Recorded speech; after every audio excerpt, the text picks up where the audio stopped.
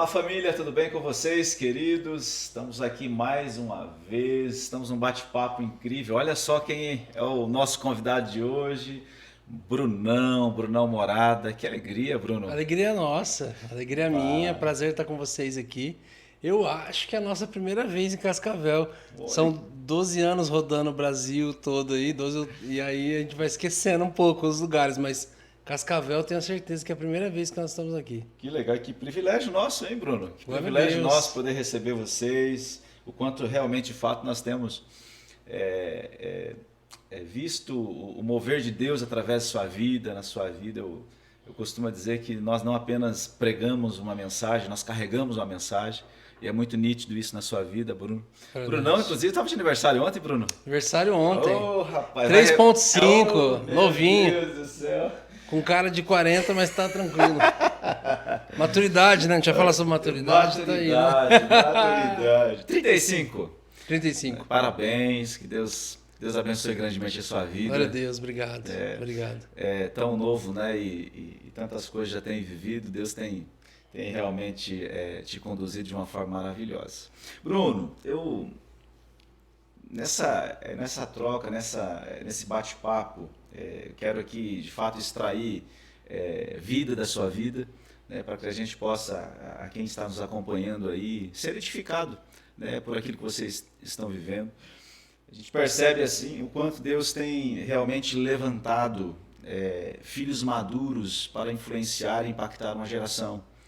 Né? E nessa caminhada de vocês, né, tão novo, mas tantas experiências, né, vivências, deixa eu te perguntar, o que é ser um filho maduro, Bruno? Olha, um filho maduro, ele é um filho experimentado, né? O apóstolo Paulo ele fala muito sobre o perfil das pessoas que vão estar diante da congregação em posição de liderança e evidência. E ele fala algumas coisas, e entre delas ele fala assim: procurem pessoas experimentadas. E quando você é experimentado em algo, você geralmente deixa de alguns mimimis, né? Quando você é experimentado, você aprende a lidar com a humanidade dos homens de Deus e entender que antes de Deus vem o homem, né? Também. E você aprende que, cara, independente das falhas e erros, eu tô ali por causa de um propósito. Então eu acredito que o filho maduro, ele é alguém que ele passou por um processo antes de realmente se aguçar no propósito. Eu acredito que o filho maduro, ele é aquele que acessa a herança, ele tem o direito de acessar a herança. Né? Ali em Apocalipse vai dizer que nós somos reis, sacerdotes e filhos, mas em Gálatas 4 vai dizer que o filho, enquanto imaturo, ele nada se difere de um escravo que não tem direito de participar da herança do seu senhor. Então, eu acredito que nós temos herança para acessarmos na terra, e que essas heranças não falam simplesmente de mim, mas falam de uma autoridade que foi me dada. Sim. Eu acredito ali em Gênesis 1:28, Salmo 115:16, que testificam a mesma coisa: sobre os céus pertencem ao Senhor, mas a terra ele deu ao homem, disse: homem, governe sobre a terra, governe sobre os animais, governe. Adão não precisava sair no jardim perguntando para Deus: posso chamar de girafa? Posso chamar? Não, você tem autoridade, vai e governe. Mas não perca a voz, não perca a intimidade. O importante não é sobre o que eu vou te mandar fazer, mas é o relacionamento nosso que vai ser diário, que vai te trazer discernimento do que fazer. E a verdade é que um dia o homem perde o relacionamento, mas ele não perde os afazeres. Uau, Então eu acho que o homem, o filho maduro, ele independente dos seus afazeres, assim, ele vai sempre valorizar a presença. Ele sempre vai valorizar o relacionamento com o Senhor. E isso vai dar acesso a ele para algo na terra, para uma autoridade que, mediante o relacionamento dele, ele vai poder acessar e vai poder governar, estabelecer o ritmo espiritual aqui na terra, que eu acredito que é o nosso maior propósito, estarmos aqui. E falando, Bruno, de propósito, ainda dentro dessa pauta,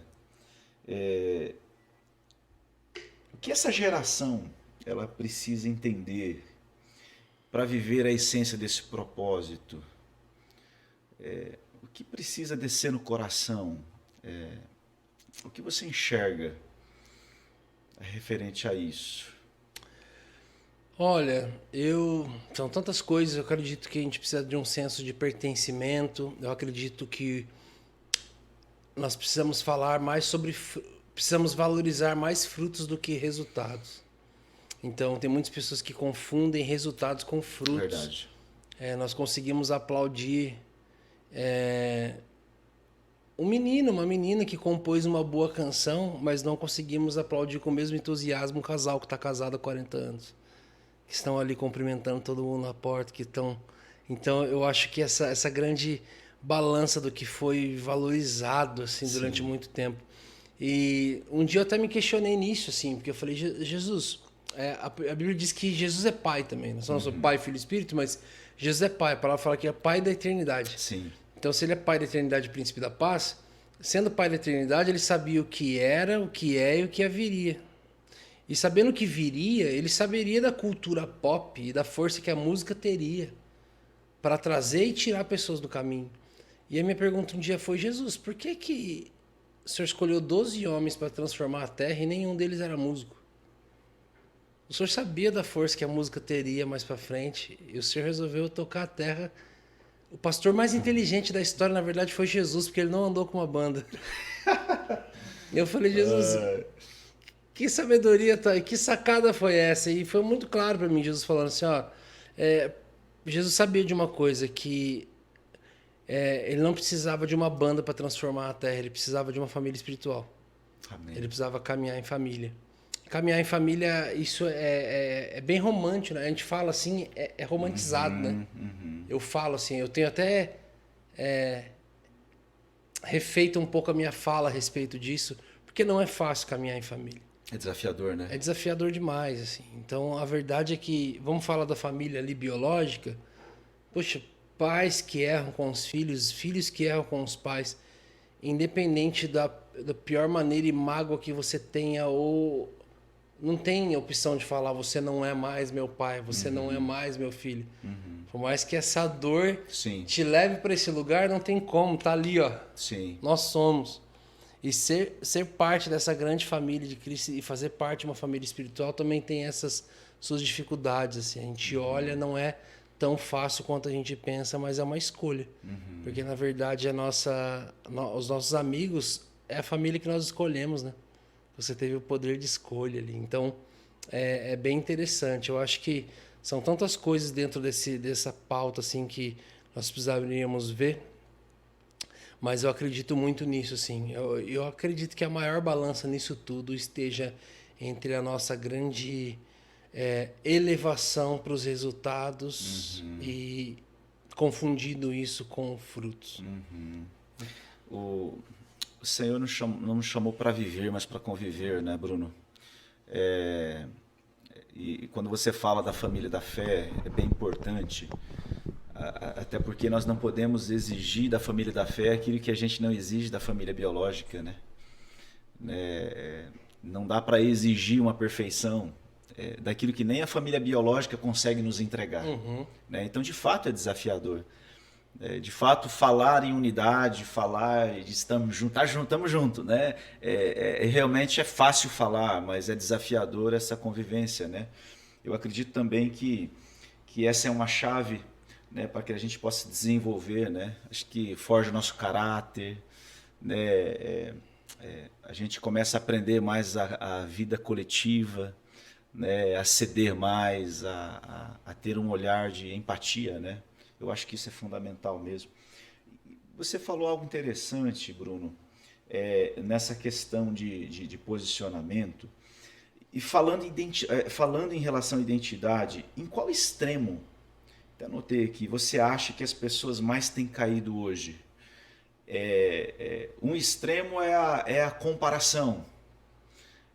O outro é a falta de entendimento de quem de fato ela é, né? Qual é embora as duas coisas se completem ali, mas qual é o risco maior? O que você enxerga sobre isso? Eu estava numa conversa dessa esses dias atrás com o Alessandro Vilas Boas, um grande amigo. Telefonamos um pro outro, não lembro quem que ligou para quem, nós ficamos algumas horas conversando e nós falamos exatamente sobre isso. Falou, cara, nós ainda sabemos um pouco, assim, eu ainda sabia um pouco de como era a vida das pessoas. Eu cresci não sabendo tudo da vida dos outros, né? Assim, eu vi a rede social nascer, né? Então, eu vi a rede social nascer ali, eu participei da transição, assim. E hoje, querendo ou não, essa vida engajada, e que, de certa forma, é importante, Sim, existe a sua claro. importância, tal, o evangelho está sendo pregado, está sendo alcançado. É uma das maiores formas e meios de comunicação para pregar o evangelho, mas querendo ou não, foi levando a gente para ver muita coisa dos outros, porque ninguém tá ali para ficar mostrando pior. E se ficar mostrando pior também, nem eu vou querer seguir. Ah, mas é a vida real. Ok, é a vida real, mas eu aprendo um negócio ali com a Sunamita, né? O servo pergunta, vai tudo bem? Tá tudo bem. O marido pergunta, tá tudo bem? Tudo bem. O discípulo do profeta, tá tudo bem? Tá tudo bem. A hora que ela chega no profeta, ó, não tá tudo bem não.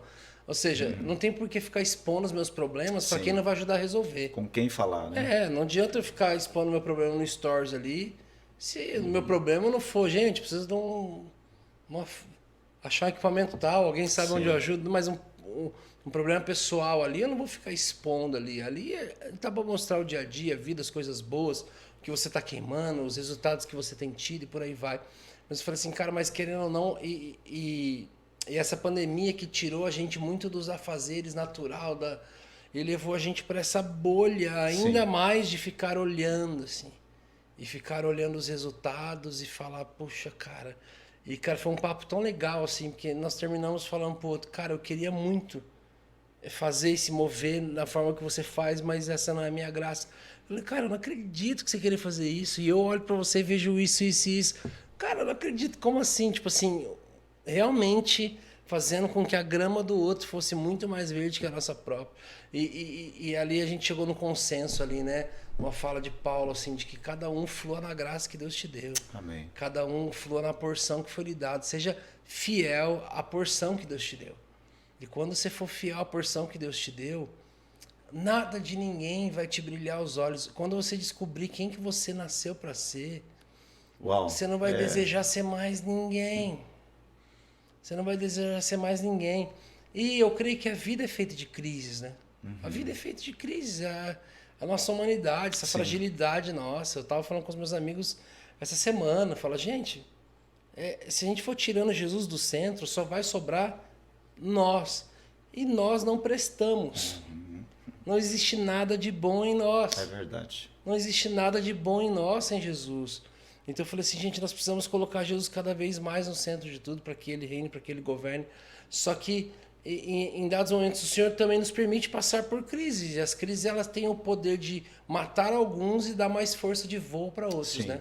Sim. A origem da palavra crise vem da palavra crisálida, né? É o ato da larva, daquela lagarta que todo mundo quer pisar e esmagar.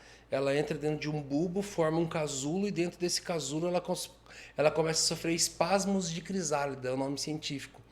E essas crisálidas é a origem da palavra crise. Então, quanto mais crise ela tem nesse lugarzinho secreto, maior vai ser a transformação dela para uma borboleta e quanto maior as crises, maiores as asas, maior a beleza e maior vai ser o voo. Então as crises ela tem uma importância muito grande na nossa vida, sabe? E realmente assim a gente passa por várias delas. Passei por uma delas um tempo atrás, agora durante a pandemia mesmo, assim olhando para os meus amigos falando, gente, eu tinha 14 anos de idade quando eu tive uma visão. Eu fui ter um tempo com Jesus e eu tive uma visão. Eu caí ao chão, eu estava sozinho e ele me mostrou, ministrando adoração. Ele me mostrou pegando o microfone e pregando e eu não fazia nada disso. E assim que eu peguei o violão que estava no chão, coloquei no meu colo, eu comecei a tocar. Foi assim. Eu comecei a tocar, eu tive uma experiência.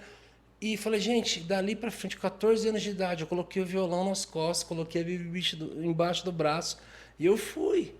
Mas no meio da caminhada eu fui vendo tanta coisa. Em algum momento eu vi algumas ondas altas, eu vi alguns ventos fortes, eu vi alguns resultados em outros e eu vi alguns movimentos em outros e eu confesso que em algum momento eu flertei com um lugar que não era o que Deus tinha para mim. não era a minha porção. Ele me mostrou com 14 anos de idade o que ele tinha para mim. E eu comecei a me mover com outras coisas e outras formas, jeitos e maneiras. E foi uma grande crise, assim. Mas a verdade é que a nossa identidade, ela parece que ao mesmo tempo ela nunca vai estar pronta, né? Ela nunca vai estar pronta. Até o grande dia chegar, até sermos um verdadeiramente com o Cordeiro, a gente está em constante construção, assim. Construção, desconstrução e transições. Então, eu acredito muito nisso, assim. Eu acredito que realmente essa caminhada da fé, assim, ela nos permite passarmos por essas crises todas que são... Infelizmente, mata alguns no meio do caminho. E esse mata, eu falo, elas não sabem lidar com tudo isso, não sabem sair dessa, entra num limbo, não tem autorresponsabilidade. Eu converso muito isso com o pessoal, assim. Eu recebi grandes conselhos do meu pai, assim, que eu me lembro até hoje, assim. E uma delas é, fala, filho, você vai caminhar ou com uma pá ou com uma enxada. A pá você pega e fica jogando para todo mundo. A enxada você sempre chama pro peito. E algo também que eu aprendi anos depois com o meu pastor é que quem antecipa governa, né? Quem chama a responsabilidade para si sempre vai ter esse peso de governo, assim. Então, o vitimista ele sempre vai querer jogar essas crises deles e tudo isso em outras pessoas. Transferir responsabilidade. Transferir responsabilidade, a igreja, o pastor, a liderança, fulano de tal. E realmente, muitas pessoas talvez deveriam fazer o que elas deveriam ter feito e não fizeram. Mas, cara, eu não sou uma criança, sabe? Essa minha fala talvez não seja para uma criança e para um pré-adolescente, mas, cara, se você sabe quem o Senhor é, você sabe, está ali, cara. Estamos falando com pessoas maduras. A gente começou o papo conversando sobre maturidade. Começamos a conversa falando sobre maturidade. Então a gente vê ali o autor de Hebreus, uma das maiores exortações que eu já vi na minha vida, dizendo: ei, já era para vocês serem mestres do nosso meio. E vocês continuam precisando de leitinho espiritual, cara. Já era para você estar ensinando, liderando. Já era para você estar influenciando e cuidando. E até hoje você é só influenciado, você é só cuidado, você é só carregado. E até hoje você não rompe, cara. Isso não é somente um atraso para a tua vida. Você está atrasando tudo e todos. Você está atrasando todo o rolê porque você não se posiciona. Então, tipo... O caminho de maturidade nos leva a tudo isso que nós estamos conversando, né? Tá tudo junto, assim, cara. Então, eu acredito nisso, assim. E é o aperfeiçoamento, né? Os dons espirituais, os 5 ministérios. Sim. Tudo isso não é porque o evangelista ganhe almas, o pastor cuide, o mestre ensine, o profeta profetize, o apóstolo viaje. É sobre... Os 5 ministérios é para edificação do corpo. Então... isso aqui é um papo edificante, né? Então, quando a gente conversa sobre coisas edificantes, nós amadurecemos. Eu falo que dias assim, conversas assim, estarmos nos lugares certos, com as pessoas certas, ouvindo as coisas certas, tem o poder de nos amadurecer anos e minutos. É verdade, Bruno. Então, eu acredito muito nesse favor, assim, de conversas como essa, assim, de boas perguntas como essa.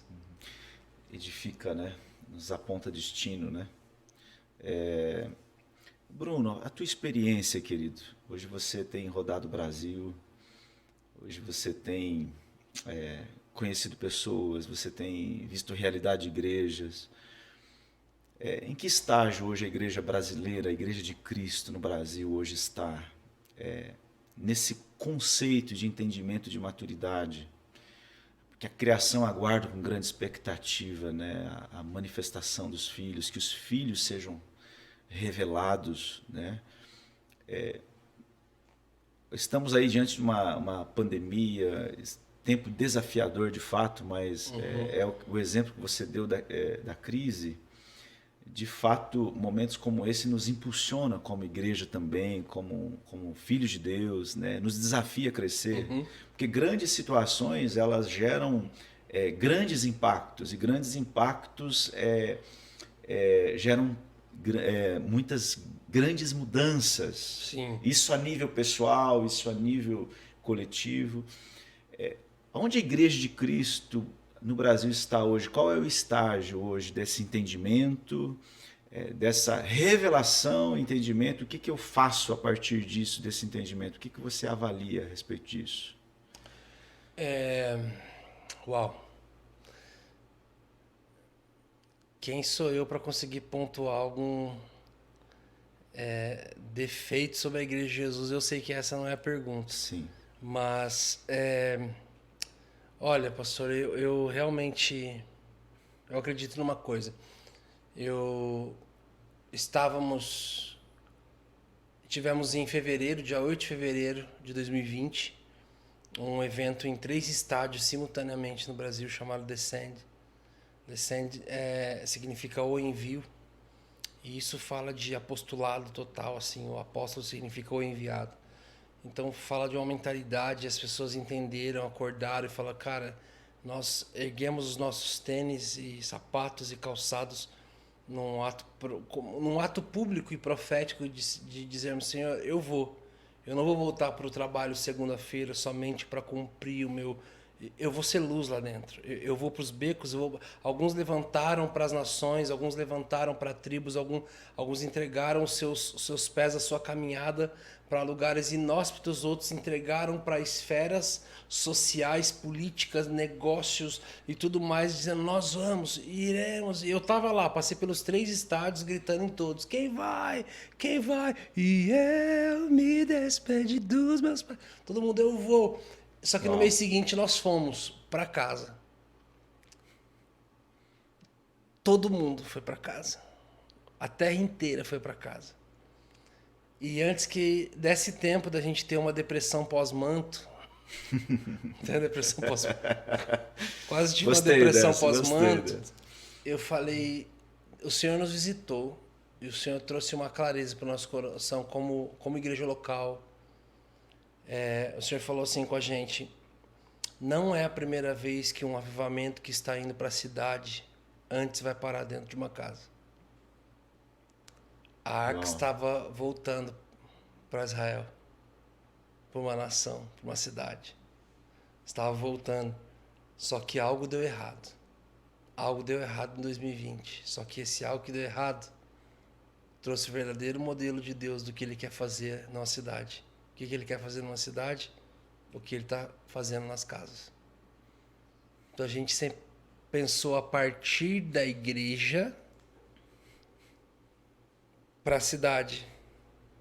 Mas na verdade, a velha aliança, as cartas carregavam o nome de seus profetas e seu contexto. Mas a nova aliança, a maioria das cartas carregam o nome de uma cidade. É para uma igreja que está numa cidade, mas essa igreja estava nas casas. Então eu acredito que é o fortalecimento de onde começou tudo isso e de onde também tudo isso vai terminar, ou se aperfeiçoar. Então, o Senhor veio muito forte trazendo algo para nós. Olha, aquilo que eu vou fazer nas cidades, na nação, eu primeiro começo na casa. O modelo dele começar a fazer é numa casa. E a verdade é que quando essa pandemia doida toda chegou, e nas primeiras semanas ali, a gente não tinha um culto para abrir, não tinha uma porta para abrir, luz para ligar, e recepção para fazer, e instrumento para plugar. Foi uma grande denúncia de o quanto nós, em todos esses anos, fizemos igreja e o quanto em todos esses anos nós fomos igreja. E eu tô aqui sendo bem sincero que eu fui extremamente surpreendido pelo quanto a minha forja foi em se fazer igreja, mais do que ser igreja. Porque a hora que foi para casa e não tinha mais a igreja local, não tinha mais tudo, eu vi que precisou acontecer uma adaptação tão bruta de algo que deveria ser simplesmente a natureza. E eu tô aqui falando que eu realmente me descobri como mais um feitor do que como sendo mesmo. Então foi uma grande denúncia para mim mesmo e eu acredito que não para mim, para muita gente.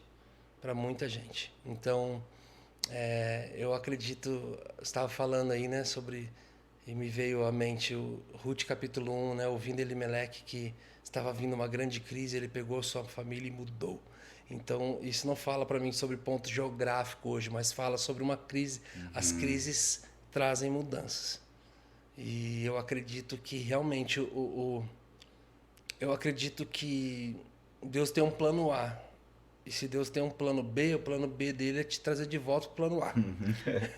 Então eu acredito que o plano de Deus continua rodando na Terra. Eu Amém. acredito que só tá igual perder o caminho no Waze ali. O destino não muda, só recalcula a rota. Recentralizar. Estamos recalculando a rota para algo. E eu acredito que aquele que for voltar depois de um tempo desse, do mesmo jeito que tudo era antes, eu sendo como eu era antes, fazendo como fazia antes, agindo como agia antes, realmente não vai conseguir fazer diferença na Terra mesmo.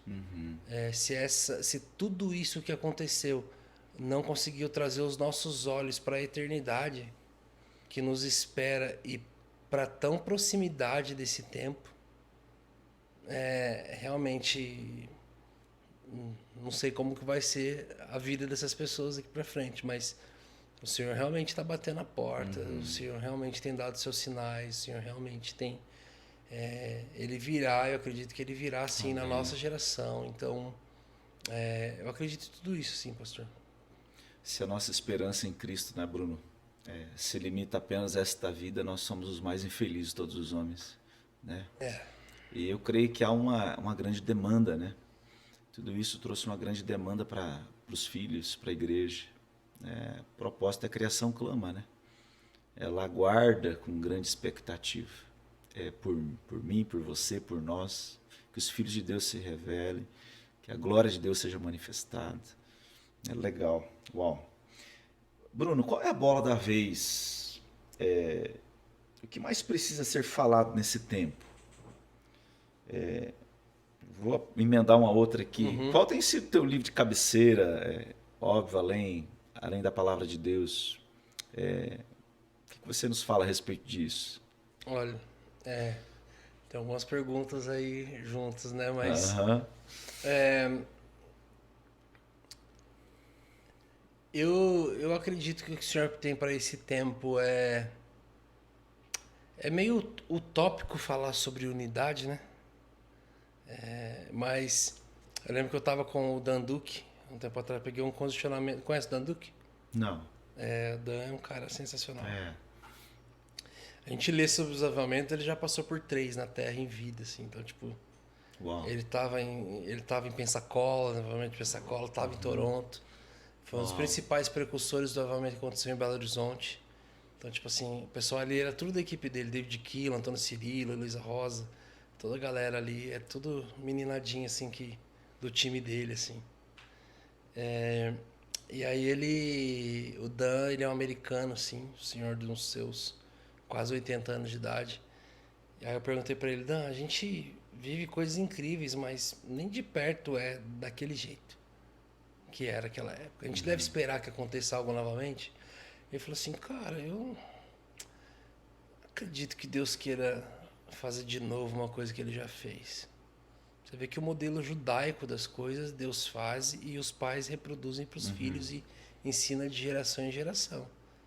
Quem Deus é, o que ele fez e por aí vai. Ele falou assim, eu acredito que vocês precisam entender qual foi o foco do último avivamento que aconteceu no Brasil e talvez entender o foco do próximo. Ele falou assim, eu acredito que em 94, ali 96, início de 2000, Deus estava ensinando o Brasil a adorar com todo aquele movimento de BH. O louvor antes era só uma preparação para a palavra. Agora você estava aprendendo a adorar, entendendo que no céu não vai ter pregação, mas vai ter adoração. E vocês aprenderam a valorizar o ambiente de adoração. Ele falou assim, eu posso estar errado, mas eu acredito que o próximo grande movimento de Deus para o Brasil não vai ser tão musical. Não vai se tratar de música. Eu acredito que a próxima coisa que Deus tem para o Brasil é um avivamento bíblico. Eu acredito que o Brasil é teologicamente dividido demais. E vocês pensam dízimo diferente, vocês pensam graça diferente, pensam muita coisa diferente. Eu acredito que o Senhor quer trazer uma clareza acerca um alinhamento bíblico sobre a igreja dele, assim. E desde então, assim, eu realmente espero que isso seja a bola da vez. Né? Eu realmente espero, assim, que fala Jesus. Nós temos grupo de estudo bíblico lá em casa, então não é a célula, sabe assim, não tem a ver com essa. Sim, sim. Nós temos a célula na igreja, mas nós estamos reunindo para estudar a Bíblia, estudar o fim dos tempos, estudar a escatologia, estudar o Evangelho da Graça, o Evangelho do Reino, Evangelho Eterno e tipo nós temos buscado ali juntos, assim, entender juntos, questionarmos juntos e falar o que é isso aqui. Isso é bem importante, assim. Eu acredito que é algo. Isso aqui tem sido muito válido para a gente nesse tempo. É um livro de cabeceira, assim. Minha esposa é uma devoradora de livros, assim. Ela lê 4, 5 livros por mês, assim. Tem uns aplicativos lá que ajudam ela, lá que fala, você tem que ler tantos minutos, tantas páginas. Ela vai legal. variando, assim. Mas eu tenho lido 2 livros, assim. Eu sou bem... Não sou... Não coloco e vou com tudo, assim. Eu fico... Mas eu tenho degustado bastante o livro do Francis Chan, Cartas à Igreja. E porque exatamente fala... É muito dessa... Te faz questionar muito essa questão do fazer e ser. E ele eu tenho ido devagar, assim. Eu tenho muita porrada pro meu estômago. Eu preciso digerir, assim, demais, assim. É muito legal. E o outro livro do meu amigo Rafael Conrado. O Rafael ele é do Mevan, ele está nos Estados Unidos. Na verdade, também da Healing House lá nos Estados Unidos, ele está em Kansas. Um profeta, assim. E ele tem um livro que ele acabou de lançar chamado Transição. Ele lançou até pela editora Vinde, que é a editora do Mevan. Transição. Então eu também atento a esse tempo de transição e tudo mais. Legal. São 2 livros que eu tenho lido, assim, Cartas à Igreja e Transição, do Rafael Conrado. Legal. Fica aí uma dica de literatura, né? Olha aí, muito pessoal. Bruno, para a gente caminhar aqui para fechar esse tempo tão precioso aí contigo, o que mais precisa para que a nossa geração decole mais em amar mais a Deus e viver o propósito dele? Descreva alguns ingredientes principais que possam ser catalisadores para isso. Amar mais a Deus. Amar mais a Deus e viver mais o centro, o propósito dele. Óbvio que a gente vai linkar o amar a Deus e amar as pessoas, né? O que precisa para a nossa geração, para que nós possamos decolar nesse voo, para esse destino profético que nós temos para cumprir esse propósito como filhos de Deus? Quais são os ingredientes para isso? Acho que o ingrediente é sinceridade. Ser sincero com você mesmo, ser sincero com Deus, ser sincero com as pessoas. Você ser fiel ao seu chamado. O próprio Senhor fala, é impossível dizer que ama um Deus que você não vê, sendo que você... Então, esse L aqui não tem uma... O Senhor até fala, não adianta vocês ficarem falando de mim se vocês não conseguem aqui. Então, resolva aqui.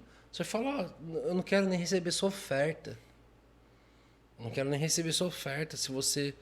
Não quero nem receber sua oferta se você tiver com problema com seu irmão. Não me traga sua oferta, vai resolver seu problema. Depois você traga e aí eu receba, talvez. Então, tipo, e ter essa sinceridade de saber que as pessoas nos alimentam. Nós alimentamos as pessoas. Meu devocional dessa semana estava ali em Colossenses, acho que foi 7:6, que fala, o apóstolo Paulo fala, não, o apóstolo Paulo, né? Não estamos falando de qualquer pessoa. Fala assim, e Deus que consola, e o Deus que consola e nos encoraja, nós fomos extremamente confortados e consolados com a chegada de Tito no nosso meio. Eu falei, uau, Jesus, pessoas são uma atmosfera. Uau. Pessoas são uma atmosfera. Elas, além de serem uma mensagem, elas são uma atmosfera. Amém. Então eu falei, uau, olha o apóstolo Paulo dizendo que eles foram fortalecidos e encorajados com a chegada de alguém no meio deles. Eu falei, Jesus, a gente carrega algum tipo de atmosfera Amém. por onde a gente anda, com as pessoas que a gente anda. Então, se eu não tenho queimado de amor por Jesus, se algo tem, eu ser sincero, de ter coragem de falar para o Senhor das minhas crises, também de abrir para pessoas Sim. e Permitir ser vulnerável, permitir né, ser Bruno? vulnerável. E também se encontrar pessoas que são frágeis, assim, não adianta eu te jogar um problema, se jogar um Sim. problema em cima do meu problema. Sim. Falei assim, não, então eu vou procurar realmente quem possa ajudar a ser sincero, ser vulnerável. É uma das coisas que eu mais amo na Bíblia é a passagem de Tomé. Assim, eu gosto demais daquela passagem. Eu sei que todo mundo bate pra caramba nele, assim. Mas a coisa mais incrível daquele texto para mim é que se começar a ver o contexto ali, Tomé ele só tinha saído, ele estava dando um rolê, ele estava em algum lugar que a Bíblia não descreve. E a hora que ele chega e eles falam lá no caminho de Emaús e entra, a gente compôs sobre isso ali. Talvez tenha que compor a parte 2 agora da ótica de Tomé, né? E ele fala, Tomé, você não acredita, cara. Jesus veio conversando com a gente, e veio um homem conversando com a gente, falando, ele era tão sábio, ensinando em amor, tão manso, cuidando dos corações. Ele entrou em casa, ele estava na mesa, e quando ele partiu o pão, nossos olhos se abriram, nós vimos que era ele. E a crise dele te fala, peraí, gente. 3 voltou para o antigo barco lá, a pescar. O outro traiu e se matou. Eu tô aqui. Tipo, eu só não estava aqui na hora. Eu não acredito. Se eu não... Ele confessa a maior crise de fé dele na comunidade de fé dele. E a coisa que mais me impacta nessa mensagem toda é os 7 dias depois que Jesus aparece novamente. E ele não vai aparecer para Tomé lá no barco que ele voltou a pescar. Ele não vai aparecer para Tomé lá com a corda no pescoço prestes a se matar. Ele não aparece para Tomé numa balada. Ele não aparece para Tomé aonde ele se desviou. Ele aparece para Tomé lá na célula. Lá na onde ele teve a coragem de abrir a maior crise de fé dele. E ele foi abraçado pelos seus ao ponto de Jesus aparecer para ele aonde? Lá. Porque ele não foi expulso por confessar. Ele não foi expulso por abrir as angústias e as crises da alma dele. Ele não foi julgado pelos seus. Ele estava ali. A maior mensagem para mim disso tudo é que Jesus não precisou ir em outro lugar, porque ele foi encontrado num lugar onde ele não foi expulso por falar, gente, eu não acredito. Eu não acredito. Eu preciso ver e eu quero pôr a mão. A gente tira tantas mensagens dali, mas para mim uma das mensagens mais importantes dali é que o Senhor nos fez com essas emoções. O Senhor nos fez. A prova disso tudo é que ele fala que nós somos vasos de barro. O vaso de barro ele é sujo e frágil, mas dentro dele carrega pedras preciosíssimas e maior é quem está em nós do que está no mundo. Então, na verdade, nós carregamos algo dentro. O que nós carregamos é muito maior que nós mesmos. Tanto é que essa casca toda vai ficar e o espírito vai voltar para o Pai. Então, e o Senhor nos fez com essas emoções, o Senhor nos fez com essa oportunidade de vivermos, e de muitas vezes a gente fica segurando essas bombas no peito, assim. Então, eu acredito que é um grande caminho de maturidade, assim, a gente ter essa coragem, essa sinceridade de sermos verdadeiros. E nós, como líderes também, de muitas vezes ouvir a sinceridade, as questões e os confrontos, e não levarmos isso tudo para um lado de rebeldia, de insubmissão e disso. Porque nós também somos. Nós também temos. Então, então essa é a verdade. Assim, eu acredito que esse é um dos pontos mais importantes assim, para esse tempo. Uau, que palavra, hein, Bruno? Que direção, recebendo essas sementes aí, queridos. Eu tenho recebido no meu coração. É muito nítido na sua vida, Bruno. Os seus olhos brilham por Jesus. Até um fator eu até tenho conversado com o Mateus, o fator de a gente querer estar perto de vocês transcende, Bruno, aquilo que vocês entregam como música, né?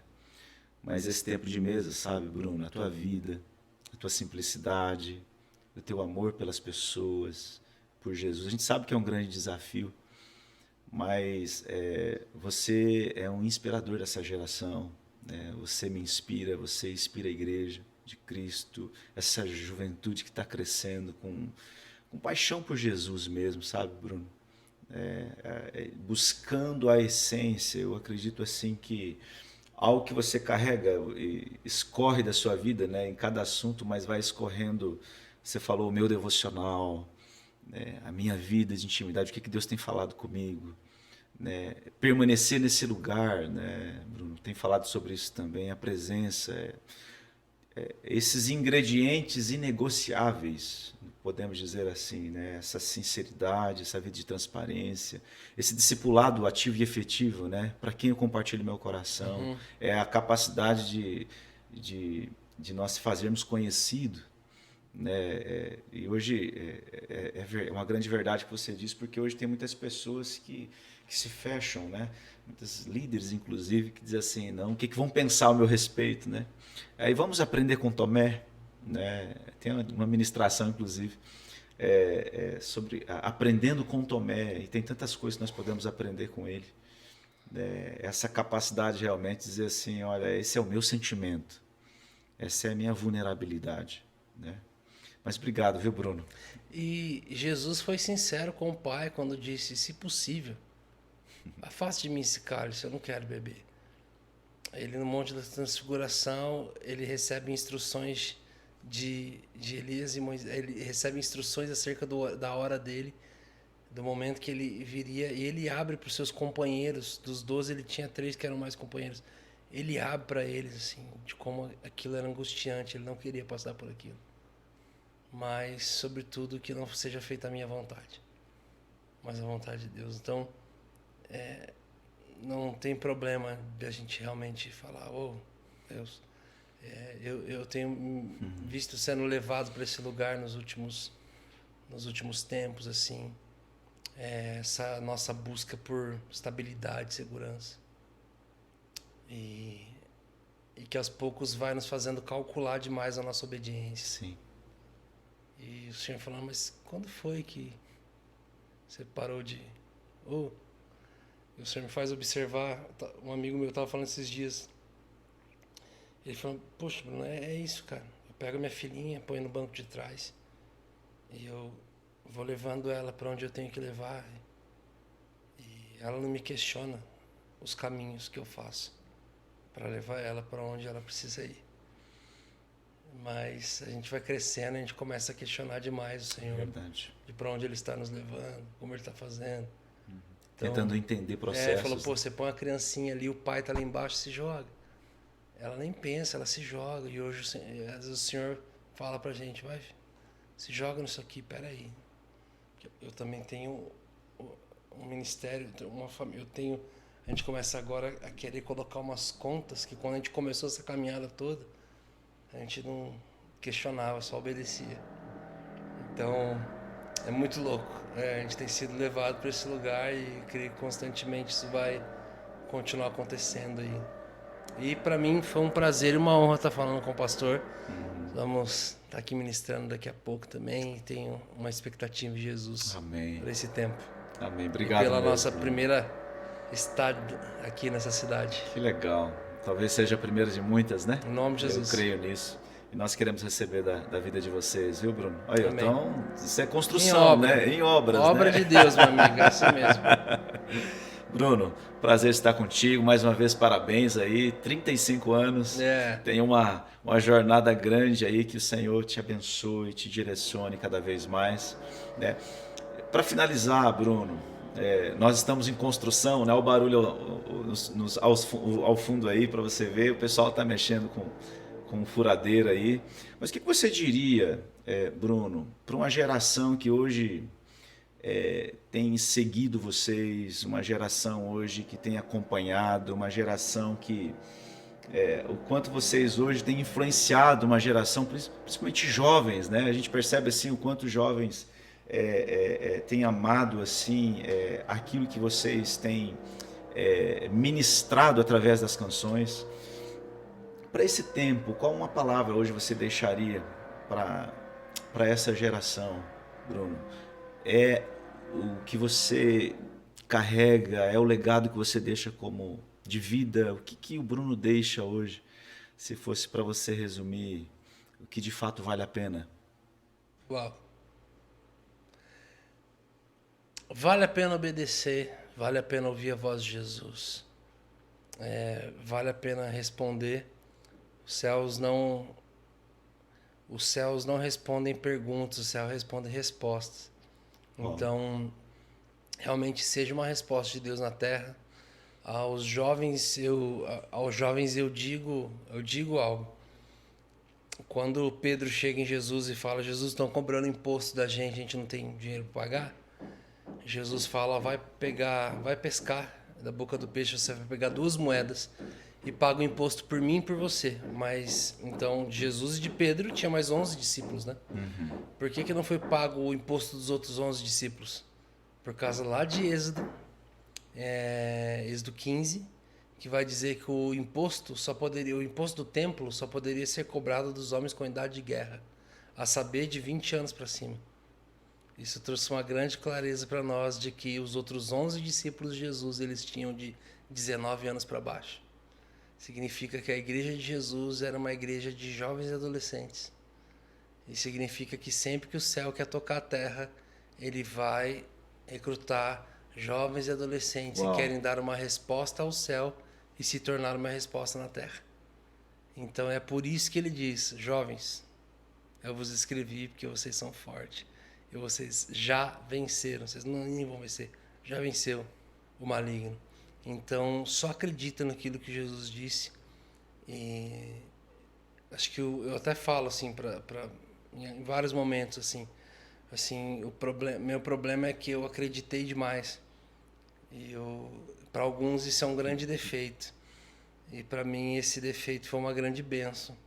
Porque eu estava lá, eu era um adolescente nos retiros e alguém estava pregando e falando: e alguém aqui vai fazer a diferença, e eu acreditei naquilo. E alguém aqui vai para as nações e tal, para todo mundo aquele cara está falando, mas eu acreditei naquilo. Então, o meu problema foi que eu acreditei demais em tudo que Jesus falava. Então, que o seu maior problema seja esse, que você que está assistindo a gente, você acredite naquilo que Jesus está falando sobre você, e que seus olhos, que seus ouvidos e que seus olhos blindem para qualquer outra coisa que não seja acerca daquilo que Jesus fala a teu respeito. Amém. Amém. Bruno, obrigado, querido. Obrigado mesmo pelo carinho, pela tua presença, pela tua disposição de sempre, né? Obrigado mesmo. Queridos, né? Que momento maravilhoso. Olha, que você seja edificado. Eu creio que você tem recebido essa palavra, semente do teu coração, que essa semente possa ser regada pelo Espírito Santo e produzir muitos frutos para a vida, em nome de Jesus. Brunão, um abraço, brother. Abraço, Deus pastor. abençoe, Tamo tá? junto. Um abraço, queridos. Um abraço, família. Deus abençoe.